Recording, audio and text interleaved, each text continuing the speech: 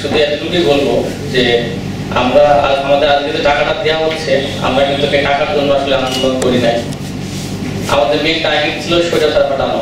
সেই স্বৈরাচার পাঠানো আমরা উঠিয়েছি অনেক ত্যাগ তিতিক্ষার পরে আর কি। রাষ্ট্র একটু পরে হলেও আমাদের যারা জুলাই যোদ্ধা আহত হয়েছেন তাদেরকে যাকে সম্মান দেওয়া হচ্ছে এটা অবশ্যই ভালো দিক এবং রাষ্ট্রকে আমি সাধুবাদ জানাই।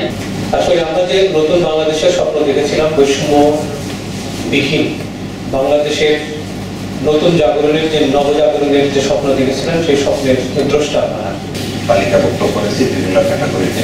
আমরা মিটিং করে স্থানীয় তদন্ত করে মেডিকেল বোর্ডের মাধ্যমে তাদের ক্ষতের বিষয়গুলা ক্যাটাগরাইজ করে এবং নিট অ্যান্ড ক্লিন তালিকাটা করার চেষ্টা করতে, এবং আমাদের তালিকা নিয়ে এখন পর্যন্ত আমার কাছে কোনো আপত্তি আসে না।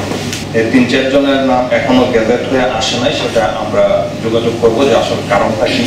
নগদ পেমেন্টে 500 টাকা পর্যন্ত ক্যাশব্যাক আর লেনদেনে প্রতিদিন ডিপ ফ্রিজ এবং ঘন্টায় ঘন্টায় এসি টিভি সহ দারুণ সব গিফট। 55 জনের মধ্যে 2 জন হচ্ছে শহীদ, 1 জন এ ক্যাটাগরির, 2 জন বি ক্যাটাগরির, আর 14 জন সি ক্যাটাগরির, আর 36 জন ডি ক্যাটাগরির। আর আজকে আমরা 46 জনকে 46 লাখ টাকা দেব চেষ্টা করি ছাত্রদের প্রতিনিধির মাধ্যমে সহ প্রশাসনের তরফে তাদের পরিবারের খোঁজখবর রাখার জন্য।